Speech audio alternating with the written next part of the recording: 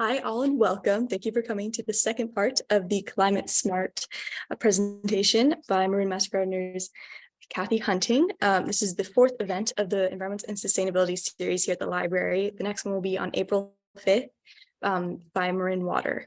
My name is Tova. I had the honor of putting together this series along with the help of Sariana and Jenny, two wonderful librarians here.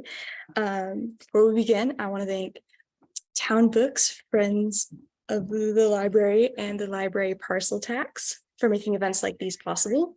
And without further ado, I'd like to welcome Kathy Hunting. Thank you, Tova, and thank you, Sariana. It's nice to be back for the second part of Climate Smart Gardening. And I also want to introduce my co-author of this talk. Barbara Robertson is here with us online. Hi, Barbara. And Barbara's going to be taking some questions online, and some of them she may respond to directly. And some of them we may save to talk about. And I think you enter your questions in the Q&A. Is that right, Tova and Sariana? In the Q&A. So if you have questions as we're going, just go ahead and type them in, and then we'll also take questions at the end. So, okay, that one didn't work. Oh, I'm gonna hit the mouse. Okay, I'm having trouble. There we go. Okay, thank you. Okay, just a couple of words before we get into the content of today's talk to just remind everybody who Master Gardeners are. Marin Master Gardeners are trained by the University of California. We're volunteers, and we take extensive training in order to be able to share our knowledge and skills with the public. We're affiliated with the University of California Cooperative Extension, and our mission is to share research-based information on home horticulture, sustainable landscape practices, and pest management with Marin's public. So that's who we are as Marin Master Gardeners. And then I also want to emphasize one of our foundations is earth-friendly gardening. And there are a number of earth-friendly best practices that we're actually going to be talking about in this evening's presentation, but they fall into four main groups. First of all, we focus on nurturing the soil, and we're going to be talking about that tonight. Soil is a living ecosystem, and so there's a lot we can do to protect the life in it and help combat and adapt to climate change with it.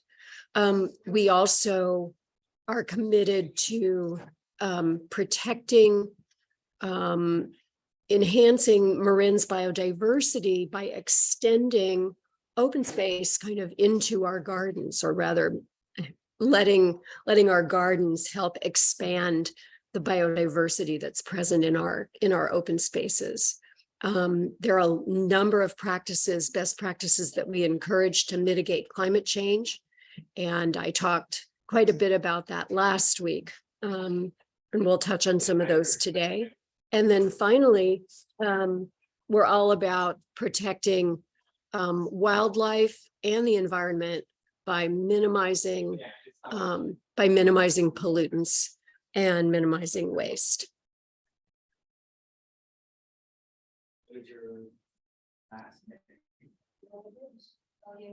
Okay. I seem to be having just slight challenge with the advance. I think I'm okay. The new summary report by the International Governmental Panel on Climate Change came out just 2 days ago on Monday. And one of the most striking quotes from that report is here: "There's a rapidly closing window of opportunity to secure a livable and sustainable future for all. And the IPCC has made this conclusion with very high confidence, meaning that all the data that they have available to them says there is a rapidly closing window to get a hold of arresting climate change in order that we can have a reasonable, sustainable future. And that has to do with mitigation. Okay.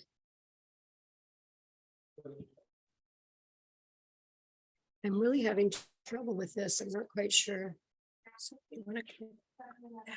Oh, I've been clicking the wrong one. Got it. The difference between the left click and the right click. Thanks, Ariana. So last Wednesday's talk focused on climate change impact and mitigation. And just to very briefly review for those of you who were not here last week, there's 4 major impacts of climate change that are relevant to home gardeners. Our temperatures are rising. They've already risen and they're going to rise some more.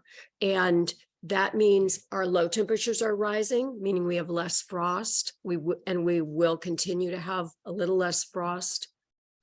Our high temperatures are rising, and our number of heat waves and the intensity of heat waves and the duration of heat waves are increasing.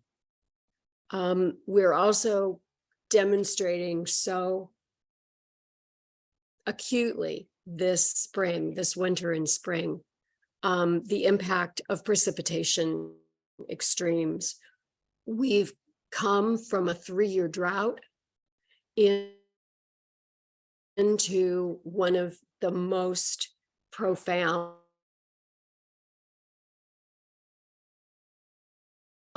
periods since weather history was recorded in California. And so we've been dealing in a lot of locations with the negative impacts of these 11 atmospheric rivers, and maybe it was 12, number 12 this. So we've seen the impact of precipitation extremes. Our ecosystems are changing with the changing climate, and our soil is being degraded with the changing climate. And so the other thing we talked about last week was the mitigation measures that home gardeners can actually take in their each individual small ways to decrease carbon dioxide in the atmosphere, to store carbon in soils, to store carbon in plants, to reduce energy consumption, thereby reducing greenhouse gases in the atmosphere. That's what mitigation is all about, and that's what we talked about last week in these 6 buckets. So the topic of this week's talk is climate change adaptation. And in the context of climate change, what we mean by adaptation is our environment has changed. Our environment is going to change, continue to change. And we need to modify our gardening practices in order to be able to have successful gardens and landscapes in the face of climate change. So we must adapt while also taking the steps that we can to reduce or mitigate climate change, to reduce CO2 in the atmosphere, to reduce fossil fuel use. So we're going to jump right into climate change adaptation. And the best practices that I'm going to talk about fall into 7 kind of buckets. And I'll talk about these one at a time. Whoops. I'm going to go that way. There we go. In order to understand where we need to go, we kind of need to assess where we are. And so documenting the baseline conditions in our landscapes is important. As master gardeners, it's the first thing we're trained to do. We assess our microclimates, we assess our soil, we take a look at our hardscape and how that's influencing the rest of the landscape around it. We look at what plants are already there, what organisms and wildlife are already there, what the water systems are like, what the water supply is. Do we have irrigation systems? And all of that is really important to understand in order to make a plan for how to go forward. As we assess our microclimates, we're going to want to notice the difference as the seasons change in our shade patterns and sun patterns. We want to consider the potential impact of having less frost and having a longer season. Perhaps if we still do have frost, having a longer season that's frost-free. And we want to understand what kinds of nutrients are in our soil. So all of that is part of assessing our baseline.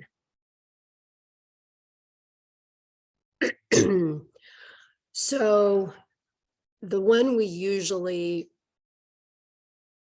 regard as the most foundational for climate change mitigation and climate change adaptation is we start with the soil.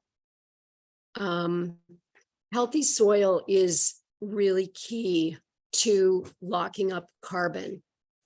Healthy soil means soil with good organic matter content.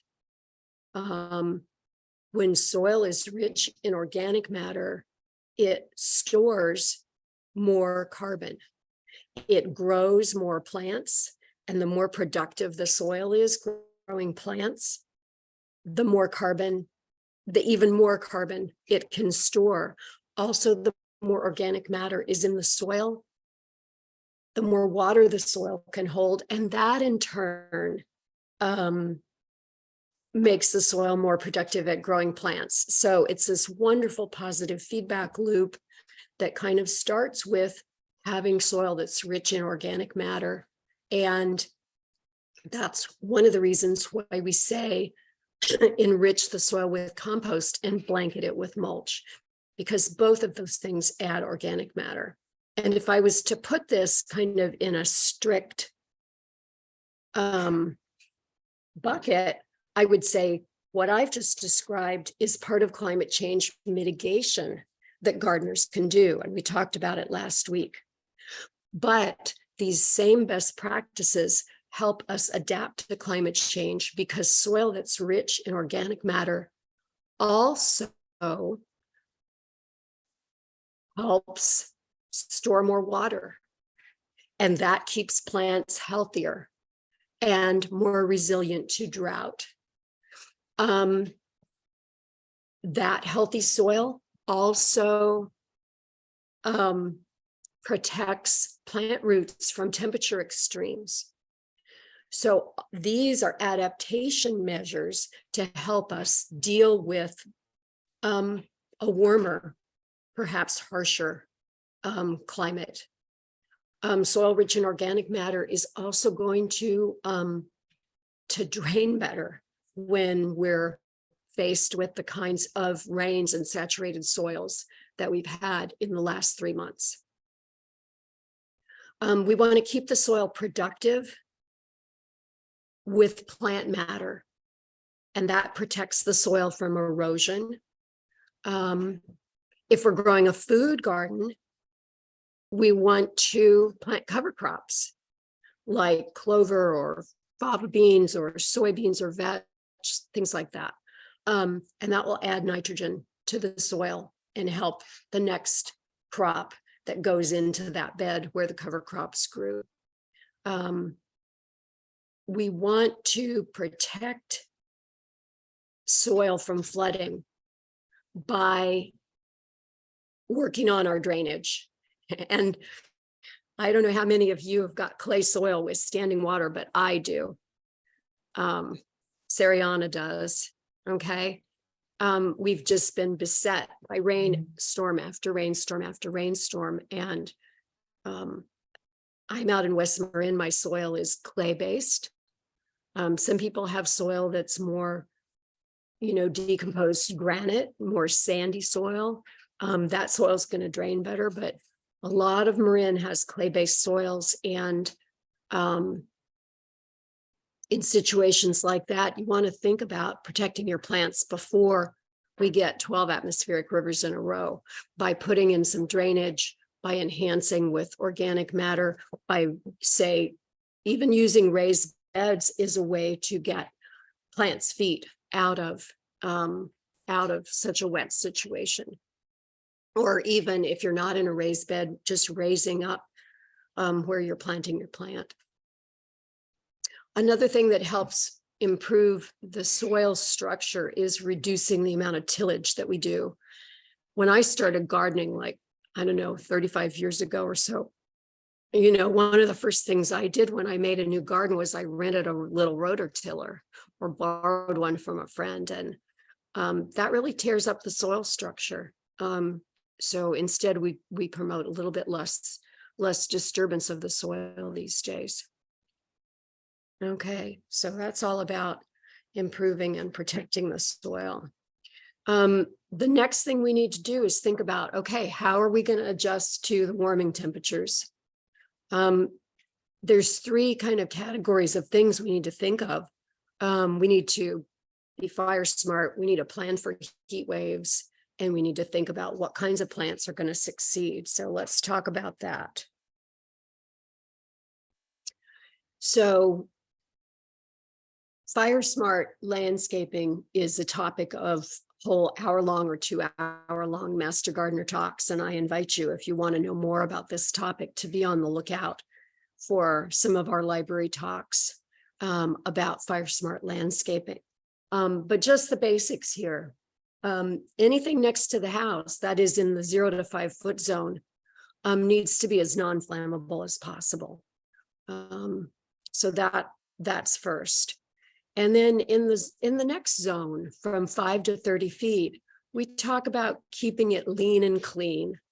We want to have some spacing between the plants. We might want to think about areas of hardscape or terrace, excuse me, or sidewalk or just mulch areas, gravel areas in between areas of plants. And smaller plants, nothing huge there. And then beyond that is the place for larger trees, larger shrubs.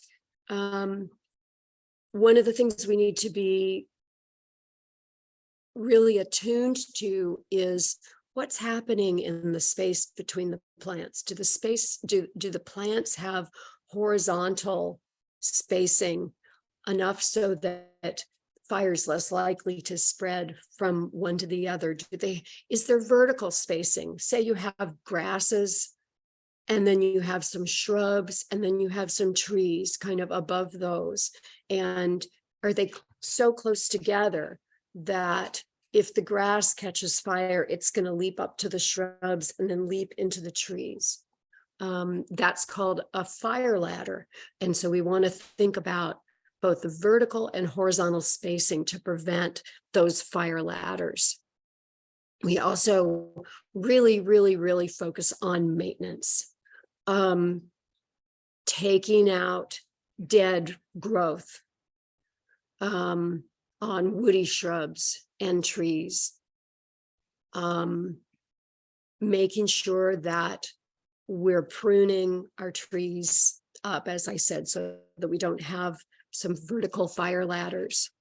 And so really how we take care of our landscapes is the most important, and how we design them to have space in them is the most important for being fire smart. And then when we're thinking about something like mulch, closer to the house, focus on least combustible materials. Farther away from the house, it's okay to have wood mulch. I think anybody in our region is going to want to avoid the most flammable mulches, which are those gorilla hair mulches, the really stringy, fine, stringy ones. And if you think about the surface area on those mulches, if an ember flies and catches into that fine, stringy mulch, they're pretty flammable compared to, say, wood chips.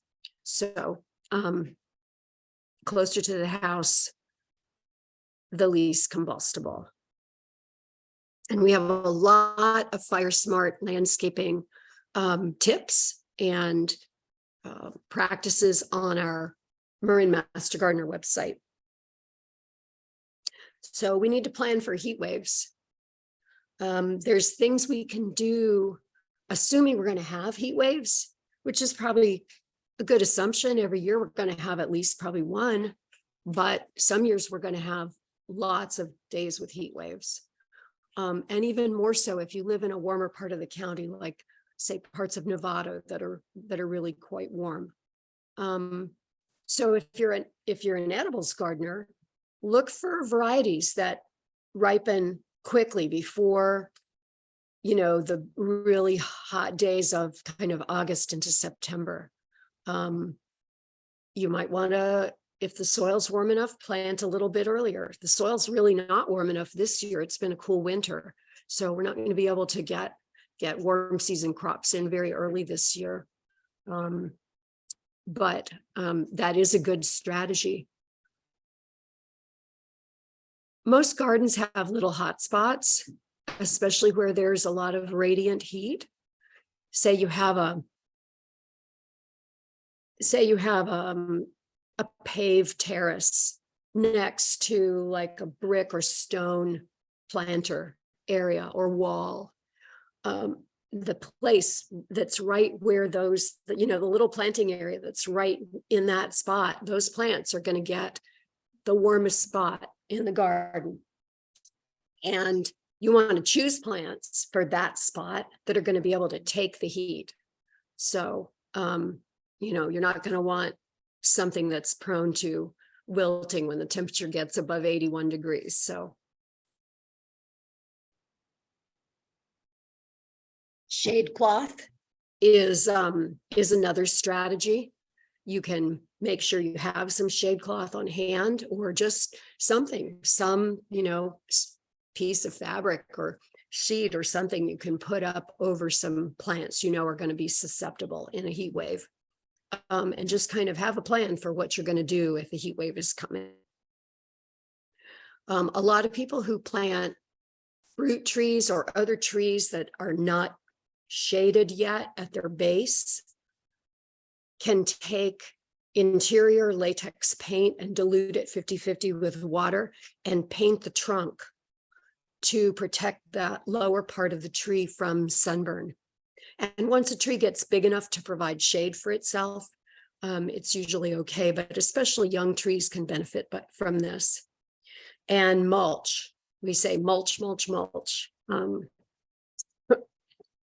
Mulch really helps to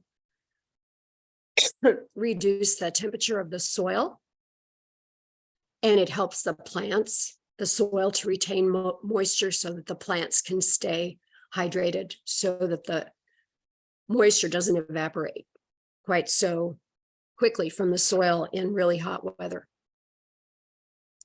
And then this is a little elaborate. I do have to admit, I don't think any of us have shade cloth that kind of matches this, but it got my point across, right?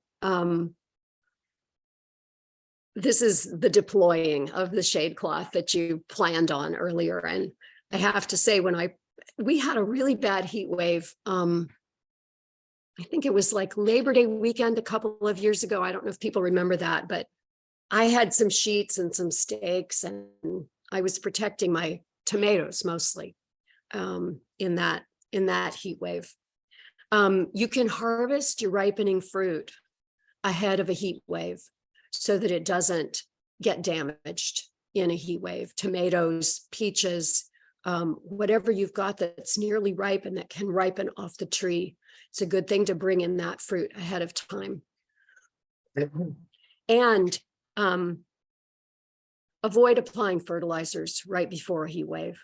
You don't want to stimulate a tree to grow in that kind of stressed condition. And of course, water before in the morning, so that you can make sure your plants have the best chance of staying hydrated. So let's talk about what you might do to select plants for a warming climate. Anything you buy that's like a shrub or a tree that's going to live for a while needs to be able to survive in the climate that's coming. And plants that are kind of marginally successful here, or that are successful when we don't have extended droughts, those are probably not things you want to choose for the future. You might want to think about, what are the plants that thrive in our next warmer hardiness zone, or next warmer climate zone, whether that's a little bit south from us or a little bit inland from us. Think about what thrives currently in an area that's just a little warmer than where we are right now, where you are right now in your microclimate. And those are the kinds of things that are going to be successful and sustainable in the long run. One of the really privileges, I think, of living here, excuse me, is that we can grow food 12 months of the year here. And not everything grows 12 months, but something grows. And in fact, you can have quite a robust food garden in the winter. All of the plants in the broccoli family, for example, broccoli, cauliflower, kale, arugula, all of radishes, well, maybe not radishes, but most of the plants in that family are hardy through the entire winter. Onions and garlic grow through the winter. Swiss chard grows through the winter. So utilize your food garden year round and think about getting your harvest in before those really hot days in August and September. Excuse me. If you have a little orchard in your home garden and you're planting new trees, you want to be aware of the amount of chill hours that your fruit trees need. And chill hours come from cold temperatures that are not quite freezing in the winter and even now into the spring. And so you want to look for fruit trees that are going to last into the future by not requiring quite so many chill hours. A lot of fruit trees, the old-fashioned fruit trees, old heirloom fruit trees may take like 600, 700, 800 chill hours. And there's a lot of low chill hour trees that are being developed that need less chill. And your nursery person can advise you on this, or the UC Master Gardener Help Desk can help advise you on this.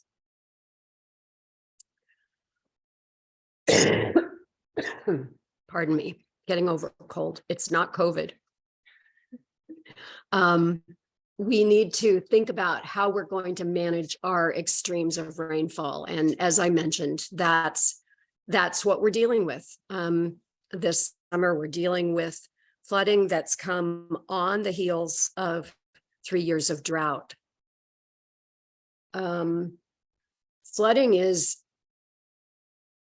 especially challenging on hillsides, and a lot of us in Marin are gardening on hillsides. And it's helpful on hillsides to have a variety of plants to control erosion, because it's hard to hold the soil on hillsides. So a couple of strategies to use plants to hold hillsides. Number one is to have a variety of plants. This helps in two ways. It helps by having roots at different depths to hold the soil, kind of in the top 6 to 12 inches, as well as the next kind of 1 to 2 feet down.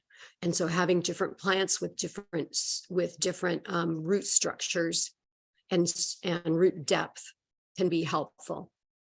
The other thing about having a variety of plants is if the leaves of the plants interrupt the rain as the rain is hitting, then the rain is not coming down straight onto the soil and washing out the soil.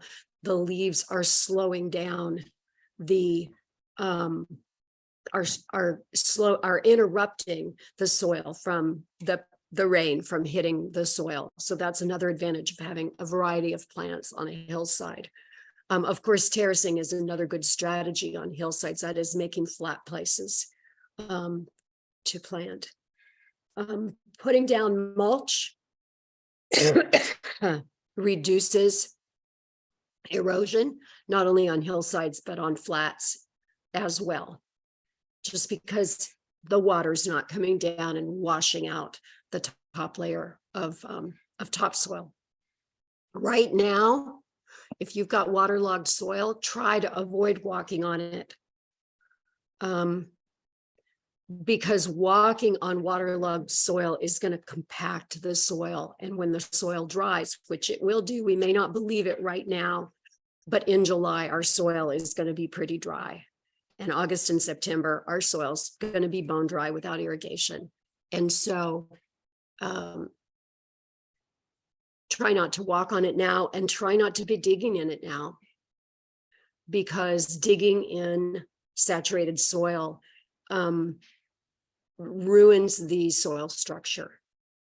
And you want to, the soil structure is about, in healthy soil, is about half minerals and organic matter of the soil and half water and a quarter water and a quarter air. And so we want to keep that air in the soil. We don't want to compact the soil so that it doesn't hold air anymore. So as much as it is appealing on a beautiful, if we have a beautiful couple of days to go out to the nursery and run out and bring home something to plant, if your soil's saturated, it's not quite time to plant. Okay, as unlikely as it sounds at the moment, we also have to plan for drought. And the best approaches to doing that are the ones here on this slide. We want to group plants into what we call hydrozones. Hydrozones are areas in your landscape where the plants have similar water requirements. And so that way, you don't have, say, I don't know, a rhododendron that needs a lot of water, frequent water, or a hydrangea, say, that needs more water, roses planted right next to yarrow or something that needs infrequent water. Because if you water the rose enough, yarrow's getting too much, and you're wasting water. If you water on the schedule that the yarrow needs, then the rose isn't getting enough water. So keep your plants in hydrozones so that you can irrigate them similarly and smartly, and not waste water, but give the plants the hydration they need to stay healthy and resilient to fire. We want to choose drought-resistant plants. There's a little confusion about what drought-resistant really means. And what it means is it's able to withstand longer times between watering. If it's drought resistant, that means it can stay alive with less frequent watering. It may not perform its best with less frequent watering, but in a serious drought, we're primarily focused about keeping our plants alive. We're not focused on making them the most beautiful they can be, because our priority has to be on conserving water in a drought. When we do water, we want to water slowly and deeply so that water goes deep down into the soil profile, encourages roots to go deep down, so that the plant will then become more resilient to drought by having deeper roots that can access the water that's deeper down in the soil. So if we water a little less frequently, but more deeply when we water, that's a recipe for a healthy, drought resilient landscape. As I mentioned before, we want to apply compost and mulch. Compost to help the soil hold more water because it's rich in organic content. Mulch to decrease evaporation from the surface of the soil. If you have the capacity to do it, think about harvesting rainwater on site with barrels or tanks. It's becoming a much more common thing now with more contractors and more supply stores around who can do that. And then finally, when do we want to plant new plants? Well, new plants, whether they're drought tolerant or not, all newly planted plants need more frequent water to get established.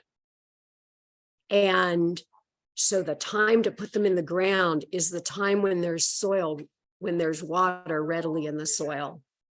A little later this spring, once things start to dry out just enough so that you can work the soil, is a good time to plant. Fall is an ideal time to plant because we anticipate the rainy season. And, you know, you may, if you plant, say, in late October, mid to late October, early November, you may have to water a couple of times, get that plant going. And then the rains, if we're lucky, fingers crossed, the rains come and we don't really need to water much. And by the time spring comes and the rains stop, we've got a well-established plant. So midsummer is not a good time to be planting. As much as things look nice in the nursery center, it's really not a good time to be planting for climate smart, earth friendly planting. Okay. And then when drought comes, which is not now, but it will be, you know, we'll be back in drought sometime in the next couple of years, of course. And we were dealing with this last summer, right? Some people were under watering restrictions. Most of the county was under water restrictions last summer.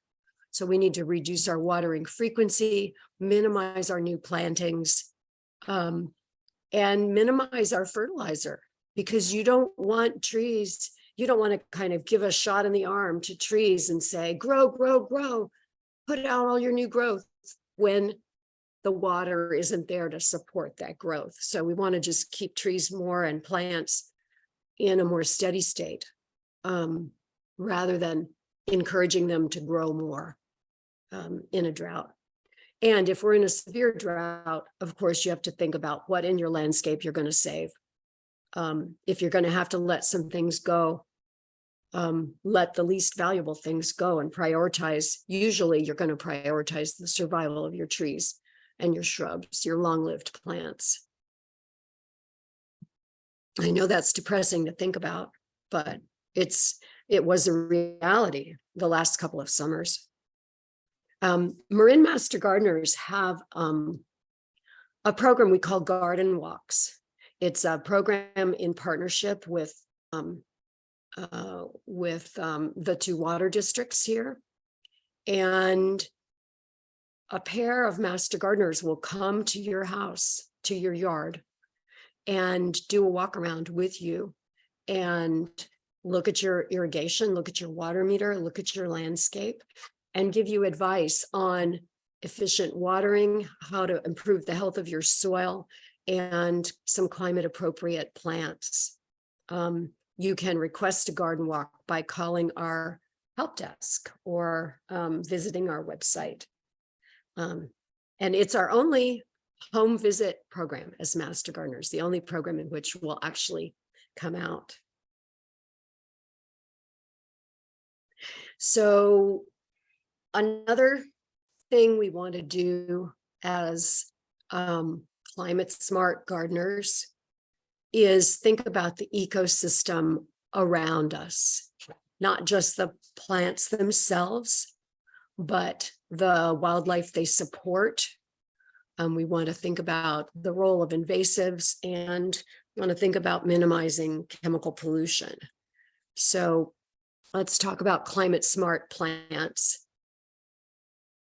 We are in a climate, whether or not we're in drought or flood years or whatever, we're always, as a Mediterranean climate place here in Northern California, we're in a winter wet, summer dry climate. And so we're always wanting to choose plants that can deal with drought to some extent, because we have a dry season that lasts for, anywhere from 6 to 9 months. And so you want to choose plants that are adapted to a winter wet, summer dry climate.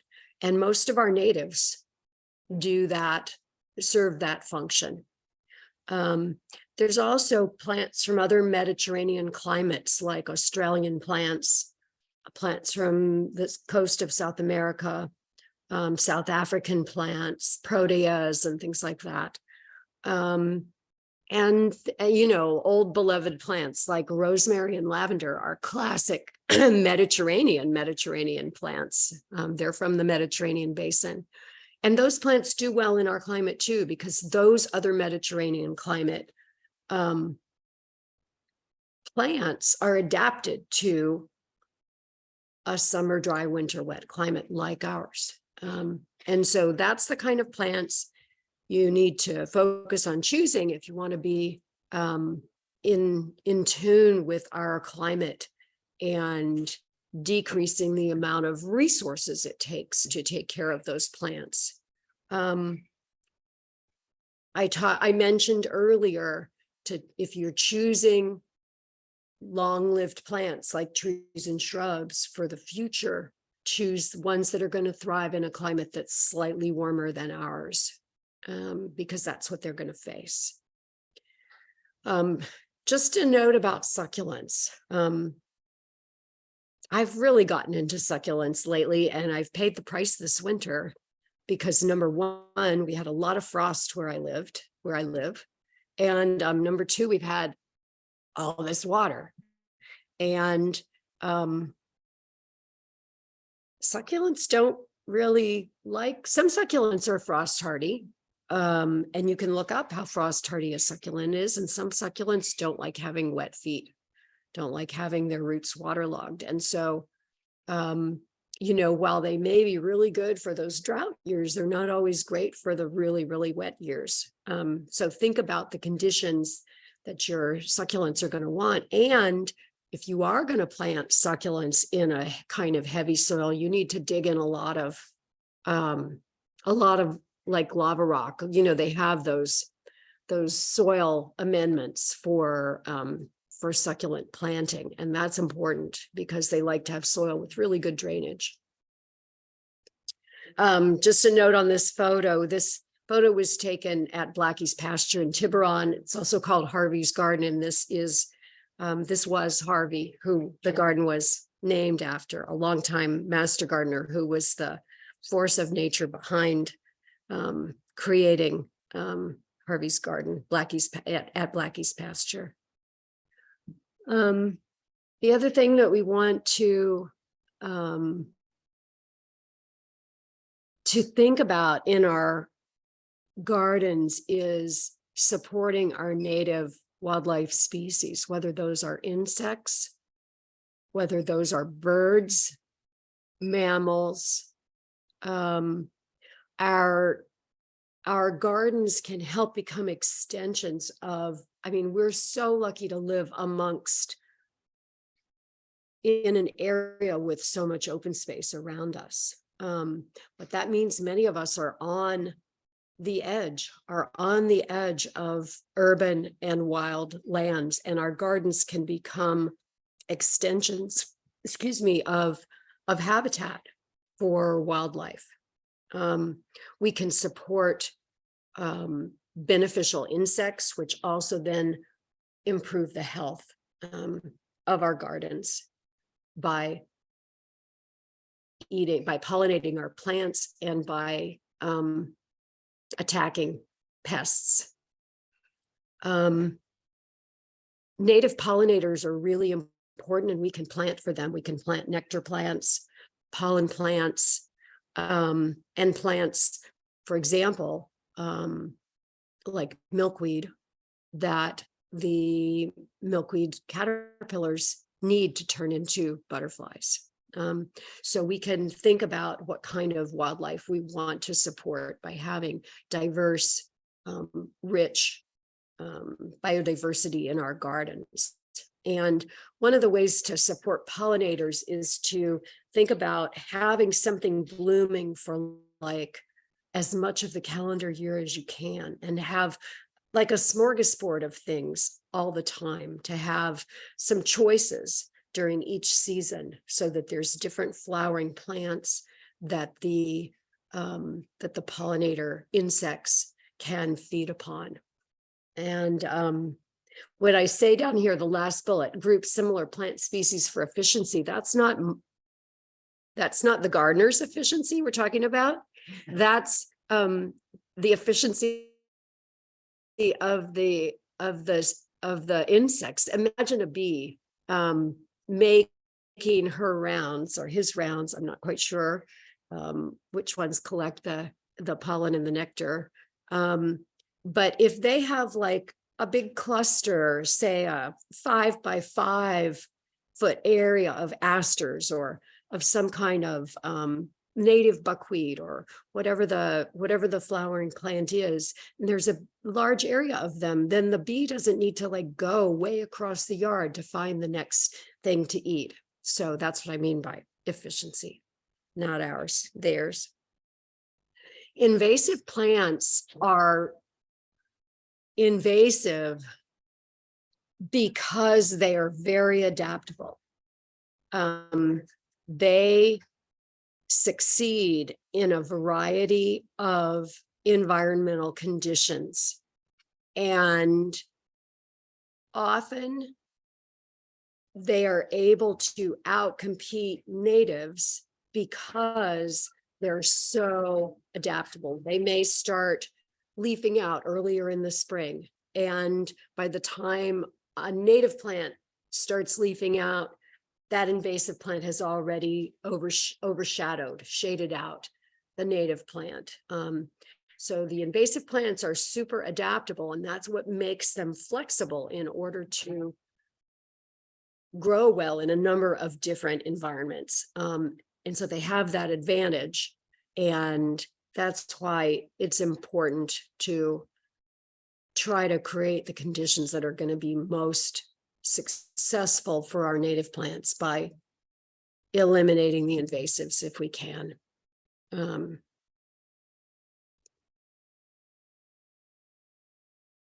I mentioned earlier, trying to decrease the chemicals that we use in our garden. We want to avoid environmental contamination by using synthetic pesticides and fertilizers. And the principles we practice as Marin Master Gardeners, it's called integrated pest management. And the kind of underlying principle is that you use more conservative measures first, like shooting off the aphids with a stream of water, for example, rather than using a chemical pesticide as your first choice. And we only use chemical pesticides when other approaches don't work and when the health and life of the plant are really seriously threatened. We chose organic rather than synthetic fertilizers because they feed the soil and get the soil primed to feed the plants. And we can do things like planting cover crops in order to provide nutrients to the soil and organic matter to the soil. And this photo was actually of me a few years back, turning in my clover crop into one of my raised beds before I planted whatever was coming next, whether it was kale or whatever I put, beets, whatever I put in that bed. Now, edible gardens are not drought tolerant usually, because most edible gardens, except for trees and shrubs, and perennials, most edible gardens are annuals, and annuals need, like any plant, needs water to get established. And that's the whole time of an annual's life. It's pretty much getting established. But edibles are growing your own food is a climate smart solution because it decreases the carbon footprint of the food you eat, because your food is coming right from your backyard and not from Mexico or the Philippines or wherever. So an edibles garden is certainly part of a climate smart approach, but we need to think about what kinds of edibles are going to be most climate smart, and think about varieties that may ripen sooner, that are fewer days to harvest. That means you put less water and less resources into them, and you get the same harvest. Think about whether you can move up your planting date if the soil is warm enough, like I talked about, to avoid having things that are sensitive to heat in, in late August. Some plants need a definite cooling period in the winter. And if your edibles are not kind of checking off that box, think about planting a different variety. And think about adequate drainage in your edible garden bed. Some perennials that don't have the issue of getting established with lots of water include asparagus, artichokes, blueberries, rhubarb, tree collards. So there are some things in the garden that can be perennials that are very, very climate smart in terms of choices. Finally, there may be a silver lining to climate change in our edible garden, because out in Point Reyes Station, where it's a little cooler, or in Mill Valley, where it's a little cooler, and you can't grow a beefsteak tomato very well, maybe I'll be able to grow my beefsteak tomato better, or maybe I'll be able to get my peppers ready for harvest before late October. Peppers take a lot of heat, so it might not be all bad news.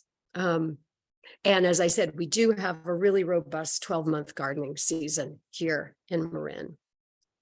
Finally, and this is the last point, we want to, just like we started by assessing our baseline, we want to wrap by monitoring what's going on, what's working, what's not working, what's being eaten by the birds, what's being devoured by insects, what do I need to do to protect my garden?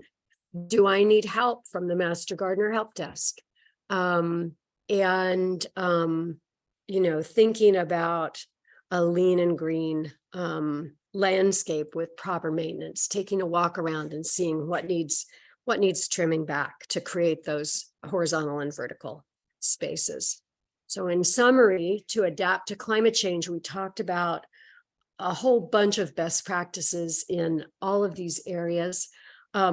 You don't need to feel like you need to adopt all these practices to make a difference. You can just adopt what is doable to you, but all of these are best practices that are going to create a healthier and more resilient, more climate resilient landscape.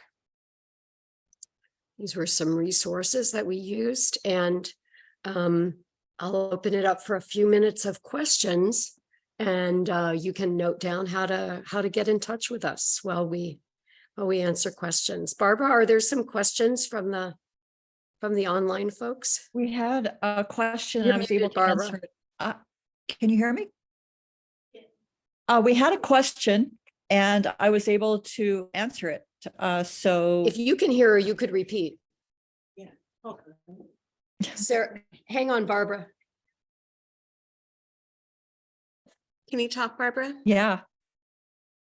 Yeah. I can put this in the chat and then you can see. Can you hear her back there though? Sariana's gonna just repeat there aren't very many of us in the room, Barbara. So Okay. if the people online can hear you, that's great. Yeah, we just had one question about wanting a list of veggies, and I directed that person to the website where we have planting guides, lists of vegetables, and a big chart that says which vegetables to plant when, whether they're seedlings or seeds. So look for that on the website. There was a question about veggies in the Q&A, and Barbara found a link from the Marine Master Gardeners of good veggies for marine gardens. Oh, perfect. Okay. Are there other questions that we can address? No, not. Yvonne has one. I often wonder if it matters what color shade cloth is. Oh, Shade wow. cloth is usually black, which almost seems counterintuitive. But does it really matter? And I don't have a great experience. I don't have the extensive experience with shade cloth. So Yvonne wants to know whether it matters what color the shade cloth is. And she's mostly seen it in black. And I don't know the answer to that. Barbara, do you know? Barbara doesn't know either. You know, I used some, it was like that white netting. I got a whole bolt of like white netting. Rename. Yeah, I don't even remember, but I didn't think about the color. I think you'd want to have something that would reflect the heat though, rather than absorb it. So white would make more sense than black to me, but I don't know. That would be a good question to look up the answer to. Yeah. Any other questions? I think we're ready to wrap. Thank you, everybody, for coming.